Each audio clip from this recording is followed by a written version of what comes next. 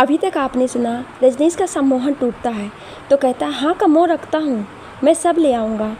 कम्मो सुनिए तो साहब, कहने से पहले ही रजनीश फ़ोन काट देता है। रजनीश पार्किंग की ओर दौड़ता है और देर हो चुकी होती है। स्मृति की गाड़ी तुरंत निकल जाती है। उधर से सागर चिल्लाते हुए आता है, वकील साहिबा, वकील साहिबा, और आकर रजनीश से टकरा जाता है। अब आगे स्मृति का वर्तमान काल और भूतकाल का आपस में टकराना एक संयोग तो नहीं हो सकता है। जरूर ऊपर वाले ने उनकी किस्मत आपस में उलझाई होगी। दोनों एक दूसरे से अनजान हैं। दोनों ने अनजाने में ही एक दूसरे से टकराने के बाद माफ़ी मांगी। रजनीश ने अदब से सिर झुकाकर सॉरी बोला।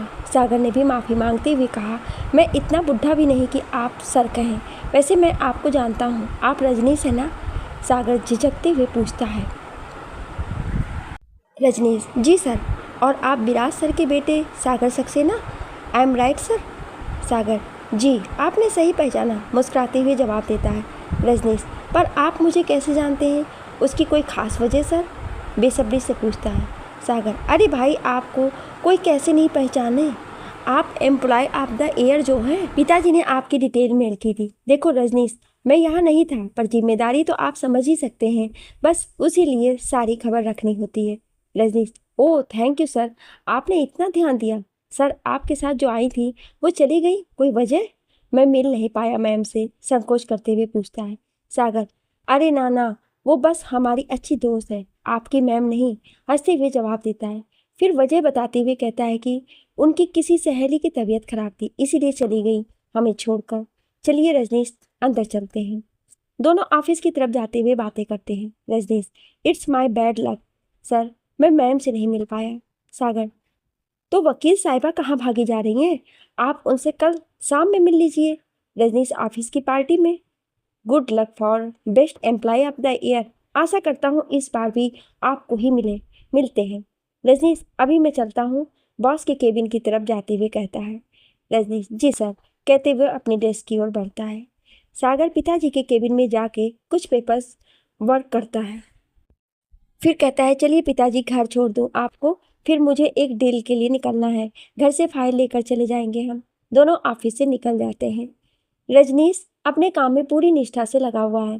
काम करते करते देर हो गई है। रजनीश की नज़र अचानक से कंप्यूटर स्क्रीन की घड़ी पर जाती है और जोर से बोल पड़ता है, ओ शिट, 1:30 बज गए और मैं यही हूँ। मुन्नी का स्कूल खत्म होने में बस आधे घंटे बचे हैं। खुद से बातें करते हुए रजनीश उठकर बाइक की चाबी ले लेता है और निकल जाता है मुन्नी के स्कूल के लिए।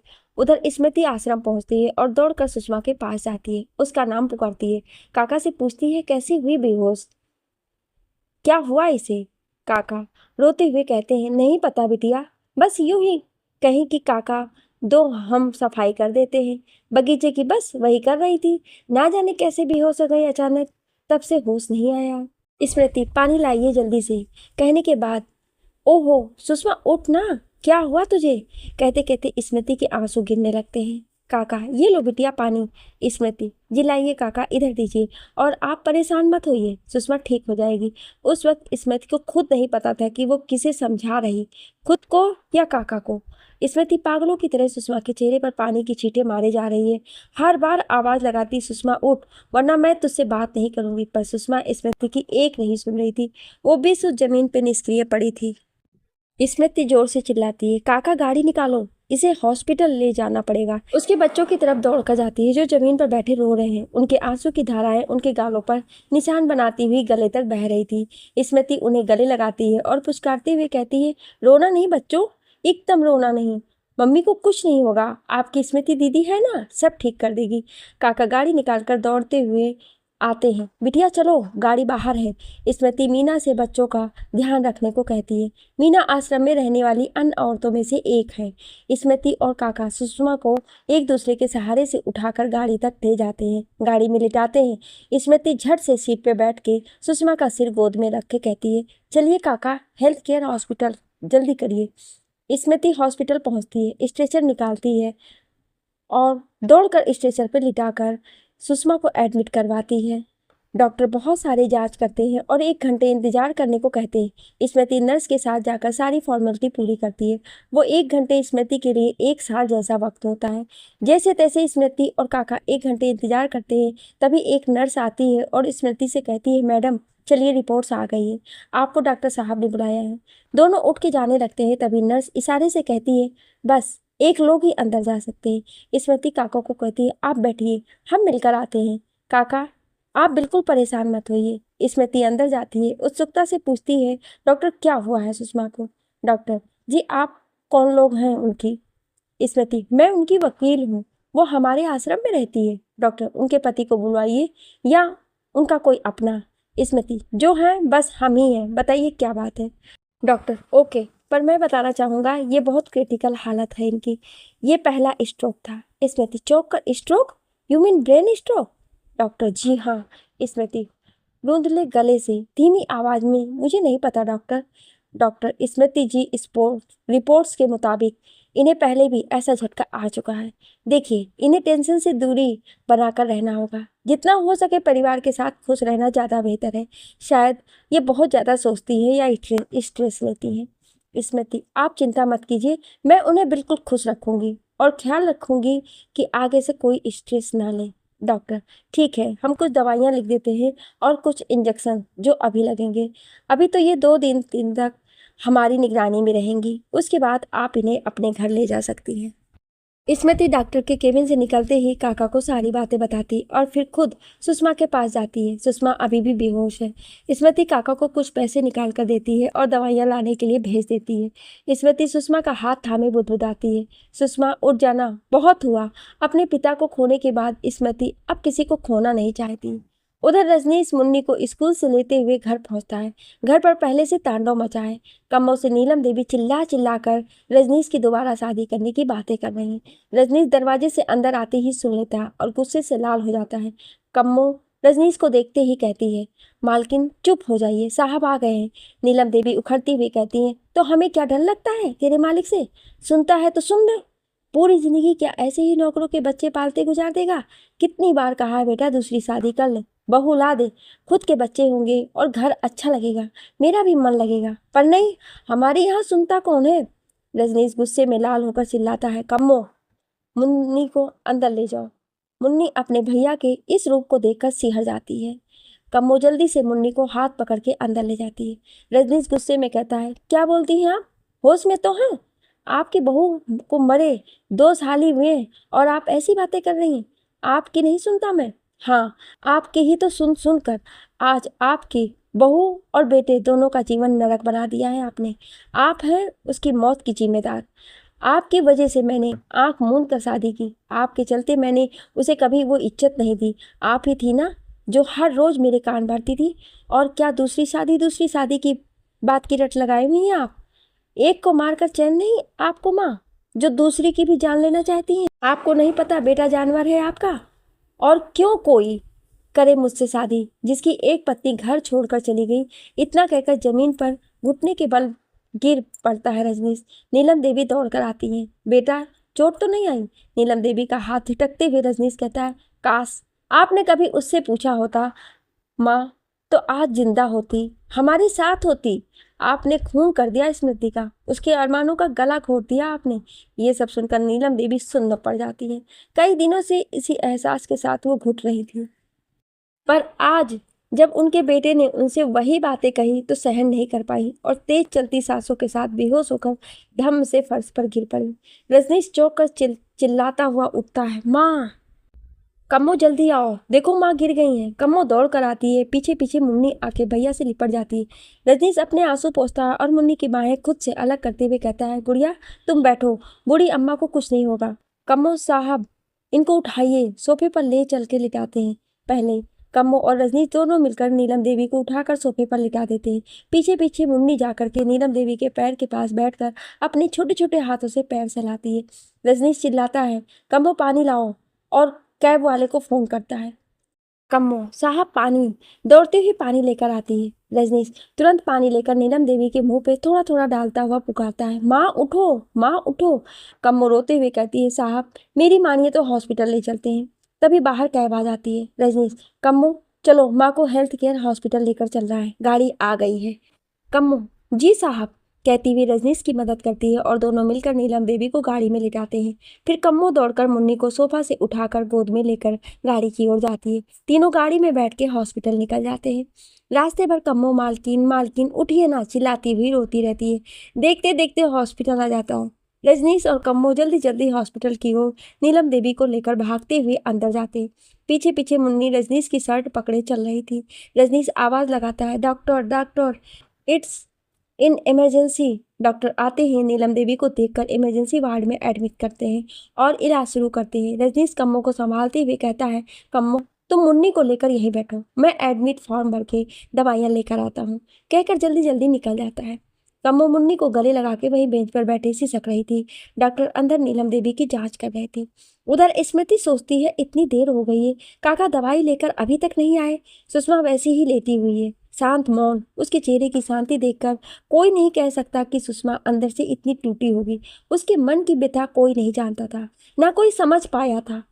हमेशा चंचल स्वभाव वाली सुषमा, जो पूरा दिन आश्रम में धमा चौकड़ी मचाती रहती, उसके मन की वेदना को कोई समझ नहीं सका। स्मृति को स्वयं से अपेक्षा नहीं थी। स्मिथ को खुद पर क्रोध आ रहा था कि वो कैसे नहीं समझ पाई उसके दिल का हाल। अचानक से फिर से स्मृति को ध्यान आया कि काका कहाँ रह गए। स्मृति नर्स को आवाज लगाती है और कहती है, आप कुछ देर यहाँ देखिए, हम अभी आते हैं। स्मृति दरवाजा खोलकर हॉस्पिटल के गेट की ओर बढ़ती है।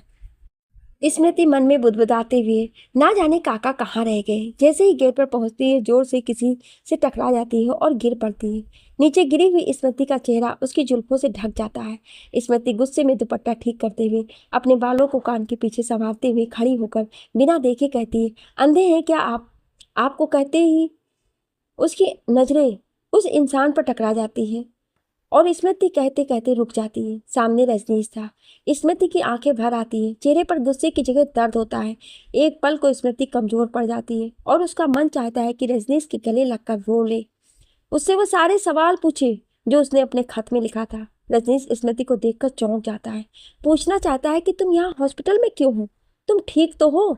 उससे वो सारी बातें कह देना चाहता है जो अब तक उसके जहन में चलती आ रही थी। दोनों एक दूसरे को देखते रहते हैं और अचानक एक साथ बोल पड़ते हैं, आप यहाँ कैसे? फिर रजनीश रुककर कहता है, आप पहले बता दीजिए हॉस्पिटल में कैसे, आप ठीक तो हैं? स्मृति रो पड़ती है, उसके अश्रुधारा रुकने का नाम ही नहीं ले रहे। यही सब तो स्मृति उतने सालों से सुनने को तरस रही थी, पर अब उन बातों का कोई मतलब नहीं। अब दोनों की राहें अलग अलग हैं। यही बातें खुद को समझाती हुई स्मृति खुद को संभालते हुए कहती है, हम ठीक है रजनीश, बस हमारी आश्रम की एक हमारी अजीज दोस्त है सुषमा, उनकी तबीयत खराब हो गई थी तो यहाँ आना पड़ा। रजनीश मौन होकर सुनता है। उसे इसी घड़ी का ही तो इंतजार था कि एक दिन कहीं स्मृति मिले और उससे बातें हो सके, कुछ पल के लिए ही सही। शायद वो दिन आज ही था। ऐसे ही स्मृति का रजनीश से मिलन तय था। स्मृति रजनीश को उसकी सोच से निकालते हुए पूछती है, आपने नहीं बताया रजनीश, आप यहाँ कैसे, सब ठीक तो है?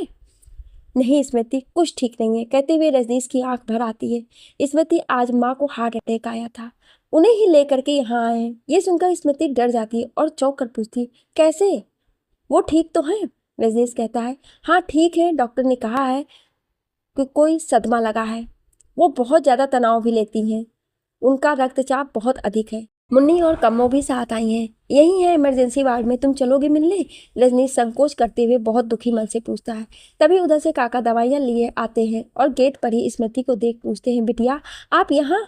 हम तो ला ही रहे थे दवा।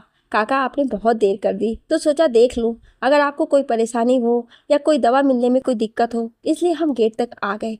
स्मृति पूरी बात बताती है। स्मृति सख्त आवाज में काका को कहती है, आप दवाइयाँ लेकर सुषमा के पास जाइए, उसका ख्याल रखिए, हम थोड़ी देर में आते हैं। काका ठीक है बिटिया, कहते हुए जाने लगते हैं। तभी स्मृति फिर से, सुनिए काका, कहते हुए रोकती है। स्मृति, काका सुनिए, जरा मुझे दवाइयाँ दिखाइए। काका, ये लो बिटिया, कहकर हाथ बढ़ाकर देते हैं। स्मृति सारी दवाई देखती है और एक इंजेक्शन निकाल कर काका को देती हुई कहती है, कमरे में नर्स होगी, आप उनको ये दे करके कहना ये इंजेक्शन अभी लगानी है, डॉक्टर ने कहा है। काका ठीक है बिटिया, हम कह देंगे, कहते हुए चले जाते हैं। स्मृति, रजनीश चलिए। रजनीश को कुछ समझ नहीं आता कि वो वही स्मृति है। आज स्मृति खुद एक कितनी मजबूत औरत बन गई है, पढ़ी लिखी एक अलग पहचान के साथ उसका व्यक्तित्व लोगों के लिए एक उदाहरण बन गया है। स्मृति फिर से आवाज़ लगाती, रजनीश चलिए, मुझे मुन्नी से मिलना है, माँ को भी देखना है। रजनीश हाँ चलिए, माफ़ कीजिए, मैं कुछ सोच रहा था। स्मृति मुन्नी तो बहुत बड़ी हो गई होगी, क्या उसे हम याद हैं? और कम्मो क्या मुझे याद करती है? रजनीश स्मृति आप खुद चलकर पूछ लीजिए, शायद आपको मेरे जवाब पसंद ना आए, या हो सकता है आप मेरी बातों का यकीन ना करें। स्मृति ऐसा नहीं है रजनीश, आपकी जॉब कैसी है रजनीश? और आपके दोस्त? थोड़ी देर सोचकर पूछती है। रजनीश सब पहले जैसा नहीं है, वक्त के साथ सब कुछ बदल गया है स्मृति। दोनों बातें करते करते इमरजेंसी वार्ड के सामने पहुंचते हैं। स्मृति कम्मो को मुन्नी से लिपटे बेंच पर बैठी हुई देखकर पुकारती है, कम्मो। कम्मो बिना देखे बोल पड़ती, मालकिन, और इधर उधर देखने लगती है। तभी सामने उसे स्मृति नजर आती है। कम्मो दौड़कर स्मृति के गले लग जाती है। दोनों गले लगकर खूब रोती हैं। स्मृति रोते रोते कहती है, बस कर कम्मो, मेरा पूरा दुपट्टा भिगो देगी क्या आज? कम्मो को खुद से अलग करते हुए स्मृति उसके आंसू पोंछती है। कम्मो रोते रोते कहती है, मालकिन आपका दुपट्टा बहुत सुंदर है, भीग गया तो खराब हो जाएगा। स्मृति कम्मो दोनों मुस्कुरा देती है। स्मृति मुन्नी को देखती है। मुन्नी भी सोच रही है कि ये वही सुंदर वकील साहिबा है जो स्कूल में आई थी। अम्मा इनको कैसे जानती हैं? रजनीश और कम्मो सोचते हैं, कैसे इस वक्त को यहीं रोक लें। काश कि कोई जादू होता, काश ये वक्त यहीं रुक जाता, काश की स्मृति वापस घर लौट आती। काश काश काश। रजनीश के मन में यही गाना बजता होगा पक्का।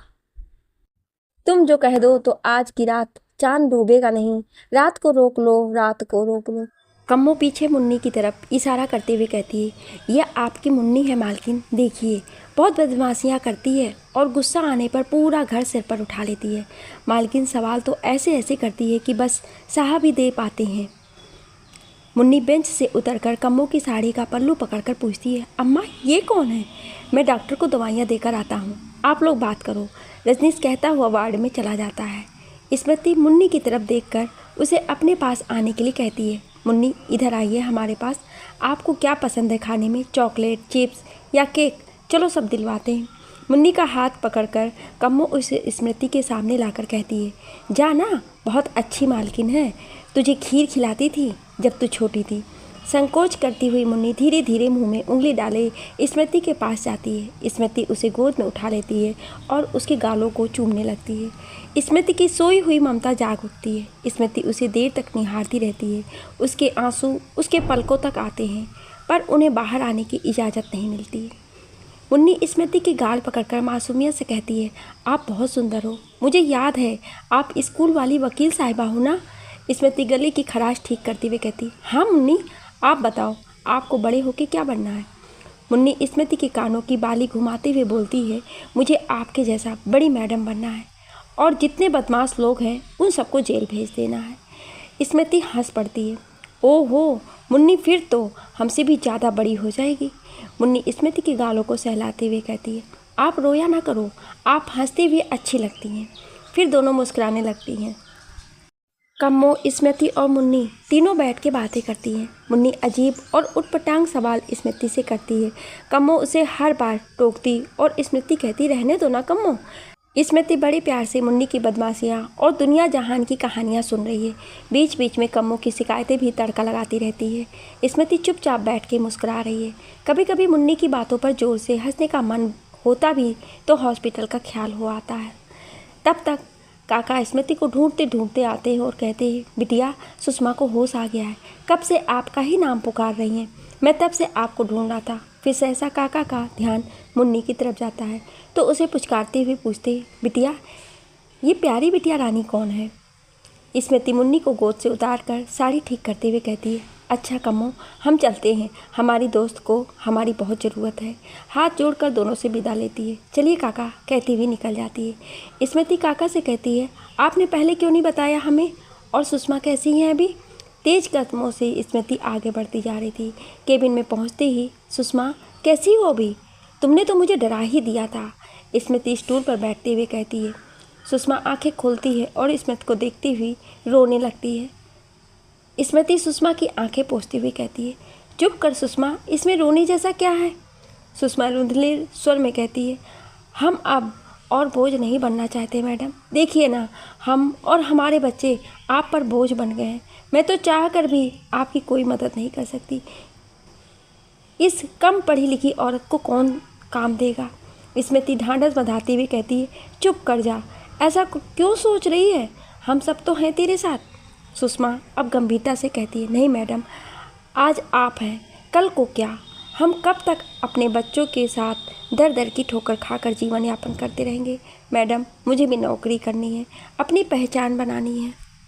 स्मृति सारी बातें सुनने के बाद कहती है, सुषमा, कुछ करने और सीखने की कोई उम्र नहीं होती है, लेकिन अब ये सवाल है कि कम समय में तू कैसे अपने आप को निखार कर अपनी पहचान बना सकती है। अरे सुषमा रानी, सोच कि तुझे क्या करना पसंद है। सुषमा स्मृति की बातें सुनकर सोच में पड़ जाती है। थोड़ी देर सोचने के बाद सुषमा कहती है, मैडम, हम तो बस 12वीं कक्षा तक ही पढ़े हैं। स्मृति सुषमा को प्यार से सिर पर हाथ फेरते हुए समझाती है, हमें इस समाज में अकेले जीने के लिए सुषमा जमाने के हिसाब से खुद में परिवर्तन करना होगा, तभी हम आगे बढ़ सके हैं। तुम सच में कुछ करना चाहती हो तो बहुत सारे छोटे छोटे कोर्स हैं, उनमें से कुछ भी कर सकती हो और अपने जीवन में आगे बढ़ सकती हो। पर इन सब में इतना मानसिक तनाव क्या लेना सुषमा? अभी तुझे कुछ हो जाता तो बच्चों का क्या होता, कभी सोचा है? मैं बहुत नाराज़ हूँ तुमसे, तुमने मुझे पराया कर दिया। सुषमा उदास मन से कहती, नहीं मैडम, आप ही तो सब हैं, आपकी वजह से 2 रोटी नसीब होती है, पर आप भी कब तक करेंगी? मुझे अब खुद अपने लिए कुछ करना है। मैंने सोच लिया था, बस आपसे कहने में संकोच होता था, सोचती थी कहीं आपको बुरा न लग जाए। स्मृति मुस्कुराती हुई जवाब देती है, अरे पगली, मुझे क्यों तेरी बातों का बुरा लगेगा? तू मेरी छोटी बहन जैसी है, मैं हमेशा से तुझ में अपने आप को देखती हूँ। फिर भी देख, मुझे दुख है कि मैं तेरे दर्द को ना समझ सकी सुषमा। स्मृति और सुषमा यूं ही एक दूसरे से अपनी शिकायतें करती रहती हैं। काका ये सब देखकर छलकते हुए आंखों से ढेर सारी दुआएं दोनों खुले हाथों से स्मृति पर लुटा रहे हैं और मन में कहते हैं, बिटिया, तुम्हारे जीवन में ढेरों खुशियाँ आए, तुम सदा खुश रहो, जैसे तुमने हमेशा हमारी खुशियाँ चाहिए। उनके बारे में सोचा है, हमें अपनों की तरह अपनाया है। उधर सागर आश्रम फ़ोन करके सुषमा के बारे में पूछता है तो उसे पता चलता है कि सुषमा और स्मृति हॉस्पिटल गए हैं, तो चिंतित हो जाता है और बिना देर किए हॉस्पिटल पहुंचता है। इधर नीलम देवी को होश आता है, होश में आते ही रजनीश का नाम लेती हैं। नर्स बाहर आकर रजनीश को बुलाती हैं। रजनीश अपराध बोध के साथ अंदर जाकर माँ से मिलता है। जाते ही जब माँ का हाथ स्पर्श करके पुकारता है, माँ, नीलम देवी आंखें खोलती हैं। दोनों के आंखों से आंसू बह रहे हैं, मानो जैसे आज अश्रुधारा दोनों के बीच की दूरियां कम कर रही थीं। दोनों के अहम को बहाकर माँ बेटे के रिश्ते को पवित्रता प्रदान कर रही थी। रजनीश उदास मन से कहता है, माँ, मुझे क्षमा कर दीजिए, मैं बहुत कठोर हो गया था, मुझे आपसे वैसे बात नहीं करनी चाहिए थी। शायद मैंने अपना गुस्सा, अपनी गलती को भुलाने के लिए गुरूर में ये भूल गया कि आपसे ज़्यादा मेरी गलती थी। माँ, मुझे माफ़ कर दीजिए। और माँ के सामने हाथ जोड़कर रोने लगता है। नीलम देवी तुरंत उसका हाथ थाम कर कहती हैं, नहीं बेटा, बेटे माँ के सामने ऐसे रोएंगे तो माँ का हृदय सहन नहीं कर पाएगा। मत रो बेटा, गलती मेरी भी थी, बहुत भली लड़की थी स्मृति बेटा। उसके जाने के बाद मैंने कभी कहा नहीं, पर अपराध बोध के साथ जी रही थी। अपनी घुटन किससे कहती, तू भी दूर दूर रहता था, बस इसीलिए कभी कहा नहीं किसी को। पर बेटा, अब लगता है मरने से पहले तुझे सब कह दूँ। ये बोझ दुनिया से साथ लेके नहीं जाना चाहती बेटा। इतना कहकर फूट फूट कर रोने लगती है। रजनीश और नीलम देवी के एक दूसरे से गले लग जाते हैं और अपने गिले शिकवे दूर करते हैं। रजनीश वादा करता है आज के बाद वो सबका ध्यान रखेगा। नीलम देवी आंसू पोंछने के बाद रजनीश से दूसरी शादी करने वाली बात के लिए माफ़ी मांगती हैं। रजनीश कहता है, माँ, मैंने अभी तक आपको नहीं बताया, पर अब बताना चाहता हूँ। माँ, स्मृति जिंदा है और ठीक है। उस दिन उसे किसी ने बचाकर उसे नई जिंदगी दी थी। आज स्मृति सफल समाज सेविका और बहुत बड़ी वकील है। नीलम देवी सुनकर खुश हो जाती हैं। उन्हें आज रजनीश ने उनके अपराध बोध से मुक्त करवाया था। रजनीश, माँ वो आई थी आपसे मिलने यहाँ, पर आप बेहोश थी, कहकर माँ का हाथ थामकर उन्हें दिलासा देता है कि माँ अब सब ठीक रहेगा। सागर को जब ये बात पता चलती है कि वकील साहिबा और सुषमा दोनों हॉस्पिटल में हैं, सागर भी हॉस्पिटल पहुंच जाता है। हॉस्पिटल की गेट पर खड़ा सागर स्मृति को फ़ोन करता है। मन में पागलों की तरह बुदबुदाता है, स्मृति फ़ोन उठाइए, कहाँ हैं आप। थोड़ी देर बाद स्मृति फ़ोन उठाकर सागर को डांट लगाती है, कहती है आपको घर पर अंकल की देखभाल करनी चाहिए थी और आप यहाँ आ गए। सागर, ये कैसा बचपना है, हम और काका तो थे ही ना सुषमा के पास। सागर उधर से गंभीर स्वर में कहता है, मैं सुषमा के लिए नहीं, आपके लिए आया हूँ। सुषमा के पास तो आप हैं, पर आप अकेली हैं स्मृति। अच्छा, वो सब बातें बाद में करेंगे, पहले आप रूम नंबर बताइए, मैं नीचे खड़ा हूँ वकील साहिबा। स्मृति, स्पेशल वार्ड रूम नंबर 6, आइए, कान खींचती हूँ आपके। सागर जल्दी जल्दी आता है और दरवाजे पर नॉक करता है। स्मृति गुस्से में दरवाज़ा खोलते ही बिना देखे कान पकड़कर कहती है, आपको यहाँ आने की क्या ज़रूरत थी। जैसे ही स्मृति की नज़र चेहरे पर पड़ती है, अरे आप, कहकर कान छोड़ देती है। रजनीश वक्त की नज़ाकत को समझते हुए वहीं घुटने के बल बैठ जाता है, सिर झुकाए। रजनीश, स्मृति, मुझे मेरी गलतियों के लिए एक बार माफ़ कर दीजिए, बस एक बार आप कह दीजिए रजनीश मैंने आपको माफ़ किया। आप कान पकड़ लीजिए या मुझे दुत्कार दीजिए, पर बस एक बार माफ़ कर दीजिए। मैं इस घुटन को और बर्दाश्त नहीं कर सकता। स्मृति स्मृति देखती है रजनीश सर झुकाए सामने घुटनों पर बैठ के माफ़ी मांग रहे हैं। उनके आंसू उनकी तकलीफ को बयां कर रहे थे। रजनीश ऐसे ज़मीन पर पड़े थे जैसे कोई कांच टूटकर बिखर गया हो। एक पल को स्मृति को लगा वो स्वप्न देख रही है, दूसरे ही पल उसे सच का एहसास हुआ जब पीछे से काका आकर स्मृति को थाम कर पूछा, बिटिया क्या हुआ, ये बेटा किस बात की माफ़ी मांग रहे। स्मृति ने बस इतना कहा, काका आप सुषमा के पास जाइए। स्मृति रजनीश के पास जाती है, उसे उठाती है और कहती है, रजनीश मैंने आपको माफ़ किया, और आपको नहीं, सही मायने में मैंने आज खुद को आपकी यादों से आज़ाद किया है। आप बहुत बदल गए हैं रजनीश, आप बेहतर इंसान बन गए हैं। आपको यूं मेरे सामने झुकना शोभा नहीं देता है। आंसू पोंछिए रजनीश, क्या हाल बना लिया है आपने, संभालिए खुद को। रजनीश कहता है, स्मृति क्या एक बार, बस एक बार मेरी माँ से मिल सकती है। उनकी यही इच्छा थी कि आप एक बार उनसे मिलें। वो खतरे से बाहर हैं, पर फिर भी शायद आपसे मिलकर उनका भी बोझ और अवसाद कम हो जाए।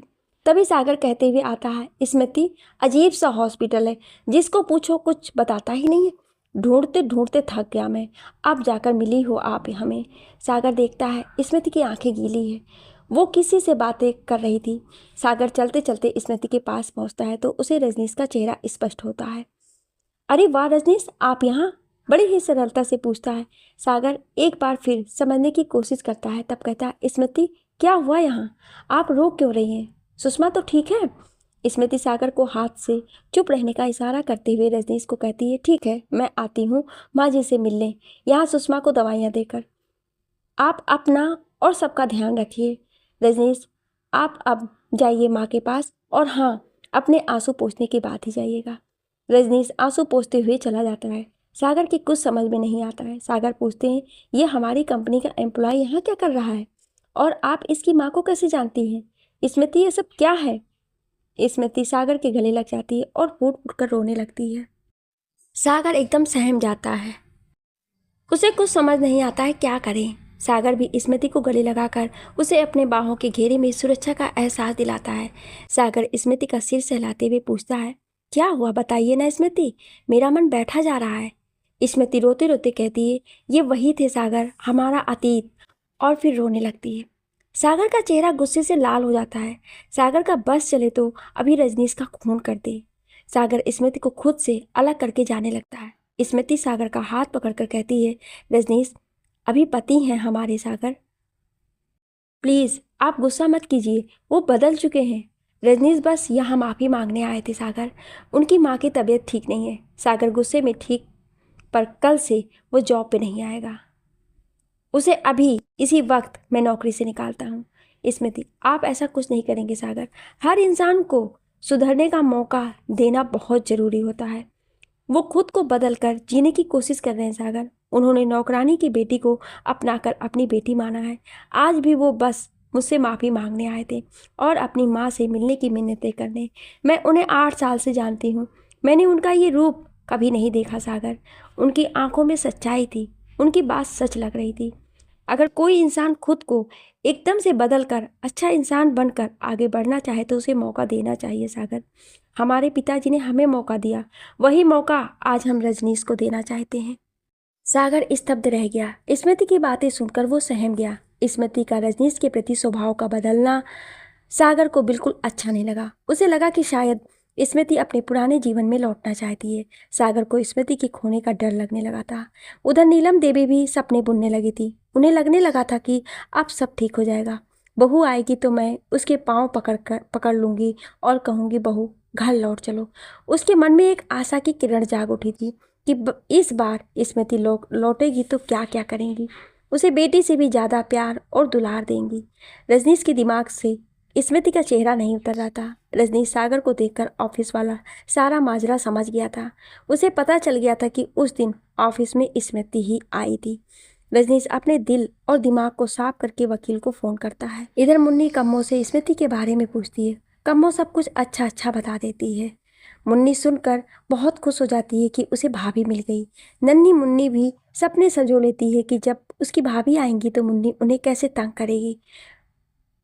रजनीश के जाने के बाद स्मृति सागर के गले लगकर रोती है। सागर सहम जाता है। उसे समझ नहीं आता है क्या करे। सागर स्मृति का सिर सहलाकर उसे शांत कराता है। उसे बेंच पर बैठाकर समझाता है। उसे पानी पीने को देता है और काका से स्मृति का ध्यान रखने के लिए कहकर कमरे से चला जाता है। सागर बाहर निकलकर सीढ़ियों पर बैठकर स्मृति के बारे में सोचता है। उसे स्मृति को खोने का डर लग रहा है। ये बात उससे बर्दाश्त नहीं हो रही। वो गुस्से में एक जोरदार मुक्का दीवार पर मारता है और रोने लगता है। वो स्मृति को अपने दिल की बात भी इस वक्त नहीं बता सकता, जब रिश्ते इतने नाजुक मोड़ पर हैं और सारे रिश्ते जैसे उलझ गए हैं। सागर स्मृति को अपने पुराने जीवन में लौटने से रोक भी नहीं सकता है। सागर अपने पिता को फ़ोन करके कहता है, पिताजी मैंने स्मृति को खो दिया। इतना कहकर फ़ोन पर ही पपक कर रोने लगता है। सागर के पिता से सागर का रोना देखा नहीं जाता है। वो उसे दिलासा देते हैं और कहते हैं, सागर बेटा तुम चिंता मत करो, मैं सुबह होते हॉस्पिटल आ जाऊंगा, तुम रोना बंद करो। हम बस समझा सकते हैं स्मृति को, पर जो भी स्मृति बेटी फैसला करेंगी हमें उसके साथ खड़े रहना होगा। सागर बेटा उसकी खुशियों के लिए, समझ रहे हो ना तुम सागर। इधर से सागर कांपती हुई आवाज़ में कहता है, जी पिताजी। फ़ोन रखकर सागर स्मृति को देखने वापस केबिन में जाता है, पर स्मृति अपने आप को संभाल कर बिल्कुल ठीक थी। वो बैठकर मुस्कुराती हुई सुषमा को दवाइयाँ खिला रही थी। सागर की जान में जान आई स्मृति को फिर से मुस्कुराता हुआ देखकर। रात हो चुकी है। काका वापस आश्रम चले गए हैं। सुषमा के पास बस स्मृति और सागर है। आज भी चांद निकला है। उसकी चमक उतनी ही खूबसूरत है। उसकी शीतलता भी चारों ओर बिखरी हुई है। ठंडी हवा चल रही है। फिर भी आज रात ना इधर सुकून है ना उधर शांति। आज सबके मन में अजीब सी उदासी पसरी हुई है। सबका मन बेचैन है और मन के भीतर तेज तूफान सा चल रहा है, जिसका वेग इतना प्रबल है कि सबके चेहरे बुझे हुए हैं। सभी के लिए ये काली रात बहुत लंबी है। स्मृति भी अपने अतीत और वर्तमान में उलझी हुई है। सागर स्मृति के करीब आकर बैठ जाता है और उसका हाथ अपने हाथ में लेकर कहता है, स्मृति कल आप चाहे जो फैसला करें, मुझे पता है आप हमारे दिल की बातों से अनजान नहीं होंगी। फिर भी स्मृति आप जो भी फैसला करेंगी मैं हमेशा आपके साथ खड़ा रहूँगा। हमेशा स्मृति आप अपने हर फैसले में मुझे साथ पाएंगी। तो वकील साहिबा मुस्कुराइए, आप हॉस्पिटल में हैं, वरना मरीज समझ के कहीं आपका इलाज ना कर दें यहाँ। चलिए आराम कीजिए, ठीक है। स्मृति को दूसरे बेड पर लेटाकर सागर खुद बेंच पर सो जाता है। उधर रजनीश भी कम्मो और मुन्नी को घर भेजकर नीलम देवी को दवाइयाँ देकर सुला देता है। खुद बेंच पर बैठे बैठे स्मृति के बारे में सोचता है। सोचते सोचते ना जाने कब रजनीश की आंख लग जाती है। कम्मो व मुन्नी कमरे में आते हैं। नीलम देवी और रजनीश दोनों ही बहुत शांति और सुकून से सो रहे थे। दोनों के मन से पुरानी बातों का बोझ कम हो गया है और स्मृति की माफ़ी ने रजनीश के मन को स्थिर कर दिया है। सालों बाद इस परिवार की खुशियां लौट कर आई हैं। कम्मो दोनों को सोता देखकर अंदर ही अंदर बहुत खुश होती है और उसके आंसू छलक आते हैं।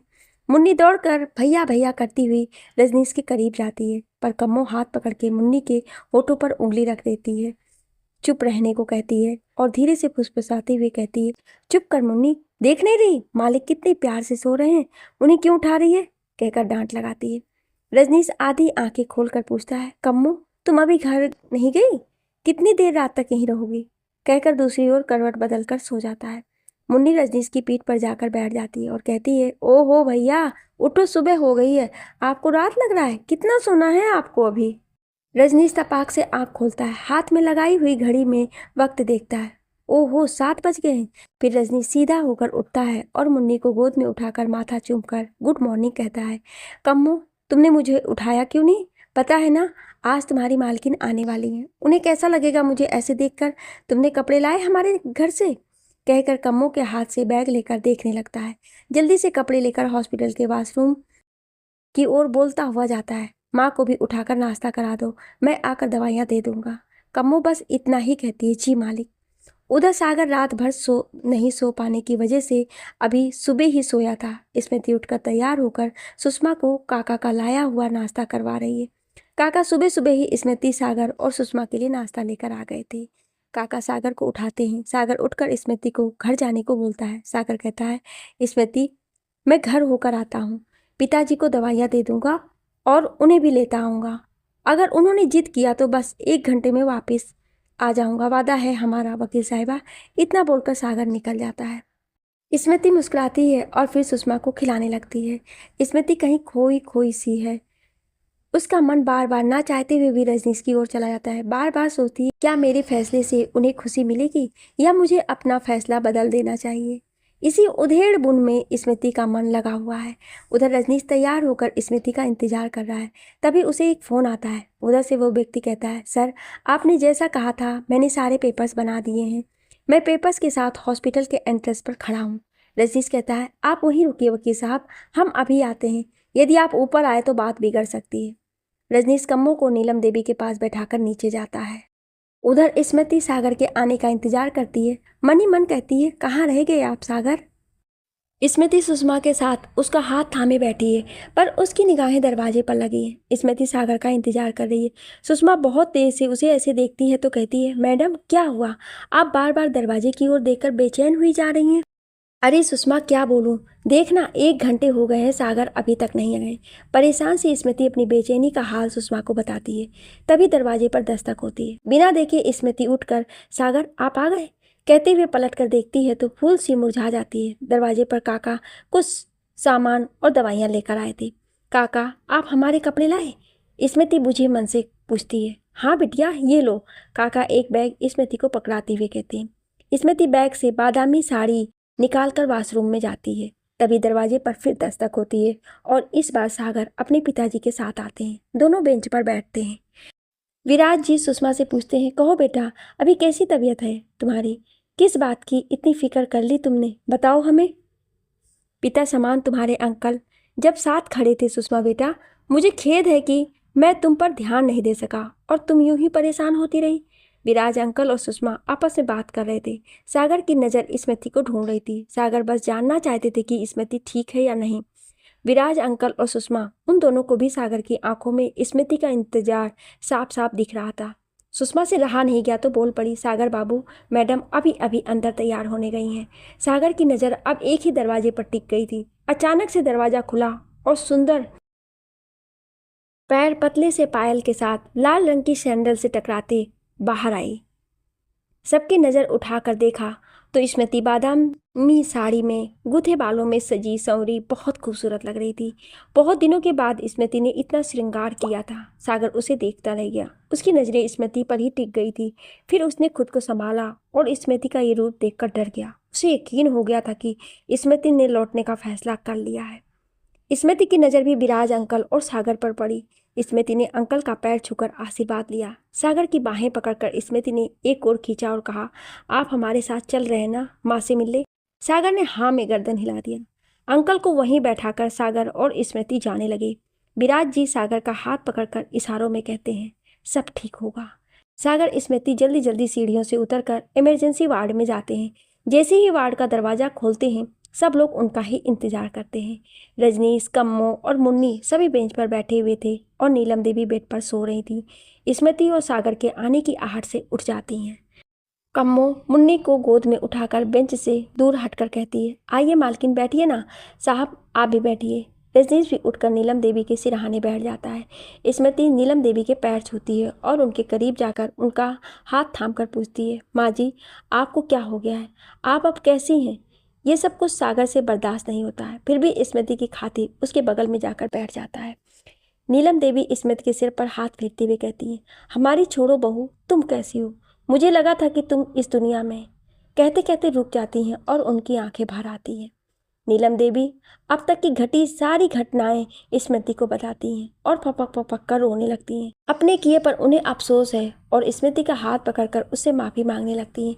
एक स्त्री का हृदय चाहे कितना भी कठोर हो, पर जब कोई बड़ा उनके सामने हाथ जोड़े तो स्त्री का मन मोम सा पिघल जाता है। स्मृति के भी आंखों में आंसू आ गए और नीलम देवी के गले लग गई। दोनों एक दूसरों की तकलीफों को आज अपने अपने आंसुओं से धुल रही थी। नीलम देवी ने रोते रोते सिसकियों के साथ कहा, बहू घर लौट आओ, बहू एक बार घर लौट आओ, सब कुछ अच्छा हो जाएगा, हमारे घर की खुशियाँ लौट आएंगी बहू। इससे पहले कि स्मृति कोई फैसला लेती या कोई जवाब देती, रजनीश बोल पड़ा, स्मृति आप कोई फैसला ले, इससे पहले मैं आपको कुछ देना चाहता हूँ। रजनीश वही पेपर निकाल कर स्मृति को देने लगता है। तभी सागर बोल पड़ता है, देखिए स्मृति, अब इन लोगों को आपकी जायदाद की ज़रूरत है। ये पेपर्स जरूर प्रॉपर्टी के होंगे, आपके लौटने के बाद सारी प्रॉपर्टी इन्हें मिल जाए, यही तो चाहते हैं ये लोग। रजनीश सुनकर भी चुप रहा, पर नीलम देवी रोने लगती हैं। बहू हमें कुछ नहीं चाहिए बहू, रूथले गले से कहती हैं। स्मृति के समझ में नहीं आता है। स्मृति उन पेपर्स को देखती है और सन्न रह जाती है, चिल्लाकर कहती है, चुप रहिए सागर, एक मिनट के लिए, और बेंच पर गिरकर बैठ जाती है। सागर उसे पकड़कर पूछता है, स्मृति आप ठीक हैं? क्या हुआ है? क्या है इसमें, दिखाइए हमें। और पेपर्स स्मृति के हाथ से खींच लेता है। पढ़कर वो भी चुप हो जाता है, उसे समझ नहीं आता है क्या हो रहा है। स्मृति खुद को संभाल कर पूछती है, रजनीश इन सब का अब क्या मतलब? रजनीश कहता है, स्मृति हम आपको जानते हैं, जब बात एक पत्नी की होती है आप कमज़ोर पड़ जाती हैं, हर बार खुद की इच्छाओं को मारकर हर फर्ज निभाती हैं आप स्मृति। मैं कैसे आपको बांध कर रख सकता हूँ उन दहलीजों में जिसे आप बहुत पीछे छोड़कर अपनी अलग पहचान बनाई है। सच कहूँ तो स्मृति, हम आपके काबिल कभी थे ही नहीं। आप अपनी आज़ादी ख़त्म करके कोई गलत फैसला लें उससे पहले ही मैंने आपको इस नाम के रिश्ते से आज़ाद कर दिया। स्मृति एक पल को सोचती है, काश आप पहले बदल गए होते रजनीश। स्मृति को अब सुकून है, उसके मन का बोझ कम हो गया था कि अब रजनीश को अपना फैसला बताऊंगी तो उन्हें बुरा लगेगा। रजनीश से स्मृति को डाइवोर्स के पेपर दे करके उसे सारे बंधनों से आज़ाद कर दिया था। स्मृति अब अपना जीवन सुकून से जी सकती थी। नीलम देवी चाहती थी कि स्मृति लौट आए, पर इस बार उन्होंने अपनी समझदारी दिखाते हुए बच्चों के फैसले में ही खुश थी। स्मृति ने रजनीश से कहा, रजनीश आपको नहीं पता, आपने हमारे मन का बोझ हल्का कर दिया। आप बिल्कुल सही हैं। माँ जी की हालत देखकर मेरे मन में ख्याल आए थे कि सब कुछ छोड़कर वापस आ जाऊं, पर सच कहूँ तो मैं खुश नहीं रह पाती। सच कहा आपने कि मैंने बहुत लंबा सफ़र तय किया है इस पहचान को पाने में, और अब एडवोकेट स्मृति खरे ही मेरी पहचान है। आपने मेरी इच्छाओं को समझा, मैं सच में भाग्यशाली हूँ। हमारा रिश्ता चाहे जो हो, पर हम एक अच्छे दोस्त हमेशा रहेंगे। रजनीश खुश हो जाता है और कहता है, स्मृति बोझ तो हमारे मन पर था, आपके किसी काम तो आया। हाँ बिल्कुल, हम हमेशा अच्छे दोस्त रहेंगे। यकीन मानिए स्मृति, आपको लेकर मेरे मन में बस माफ़ी का ही भाव था। मेरी सारी घुटन आपकी माफ़ी ने दूर कर दी। आज आपको नहीं बल्कि मैंने खुद को आज़ाद किया है। अपने ही अपराध बोध की वजह से मेरा सुकून खो गया था, जो आपकी वजह से अब मेरे जीवन में लौट आया है। स्मृति सागर से पेन लेकर पेपर साइन कर देती है और नीलम देवी का पैर छूकर चली जाती है। कमरे में अजीब सी शांति पसरी हुई है। कम्मो अपने मालिक को देखती रह जाती है। रजनीश खुश है और उसकी माँ उसके फैसले में खुश है। सागर स्मृति दोनों विराज अंकल के पास लौटते हैं। सागर को कुछ नहीं सोचता, वो स्मृति के सामने अपने मन की बात सबके सामने रख देता है। सब खुश हो जाते हैं, पर स्मृति के चेहरे पर कोई भाव नहीं होता है। स्मृति सागर के करीब आकर उसका हाथ पकड़कर कहती है, आप मेरे सबसे अच्छे दोस्त हैं सागर, आप अच्छे हैं। आपने मुझे हर उस अंधेरे से निकाला है जब भी मैं खुद को खो देती थी। आप बिल्कुल परफेक्ट हैं, आप में कोई कमी नहीं है। आप हमें सबसे ज़्यादा समझते हैं। पर सागर, जिस शादी के रिश्ते ने मुझे चोट पहुँचाई, जिसमें मुझे तकलीफ़ों का सामना करना पड़ा, मैं अब तक कहीं ना कहीं उससे बंधी हुई थी। पर आज जब रजनीश ने मुझे आज़ादी दी है तो मुझे और जीना है, मुझे उड़ना है, आसमां को छूना है। मुझे बच्चों के लिए एक स्कूल खोलना है जिसमें कोई फीस ना हो, और वहाँ बस गरीब बच्चे पढ़ेंगे, और वहाँ की हेड मास्टरनी हमारी सुषमा बनेंगी। क्यों सुषमा, ये कहकर स्मृति सुषमा की तरफ देखकर मुस्कुराती है। सागर, मुझे हमारे रिश्ते को समझने के लिए, आपको समझने के लिए थोड़ा वक्त चाहिए, तब तक हमारा स्कूल भी बन जाएगा। कहते हुए विराज अंकल की गोद में सर रखकर पूछती है, मैंने सही कहा ना अंकल? विराज अंकल, हाँ बेटा, भला तुम कैसे गलत हो सकती हो? फिर विराज अंकल सागर का कान खींचकर कहते हैं, ये नालायक साथ दे ना दे, हम आपके साथ हमेशा हैं स्मृति बेटा। कहते हुए स्मृति के सिर पर दूसरा हाथ फेरते हैं। सागर बोल पड़ता है, जब पिताजी मान गए तो भला बेटा क्या कर लेगा? अब कान छोड़ दो पिताजी, दर्द हो रहा है। स्मृति, मुझे आपका हर फैसला मंजूर है। आपके जीवन के हर मोड़ पर, हर परेशानी में मैं आपके साथ रहूँगा, वादा है हमारी। स्मृति, मैं खुश रखूँगा, ऐसा वादा तो नहीं करूँगा, पर मैं पूरी कोशिश करूँगा। सागर स्मृति की आंखों में देखकर कहता है। स्मृति मुस्कुराती है और सब खुश हो जाते हैं। तभी डॉक्टर आते हैं और कहते हैं, आप सुषमा जी को घर ले जा सकते हैं। फिर खुशी खुशी सभी सुषमा को लेकर आश्रम जाते हैं। क्या रजनीश का फैसला सही था? आप लोग कमेंट करके ज़रूर बताइएगा। और ऐसी ही कहानियाँ सुनने के लिए हमारे चैनल को सब्सक्राइब जरूर करें। Thank you.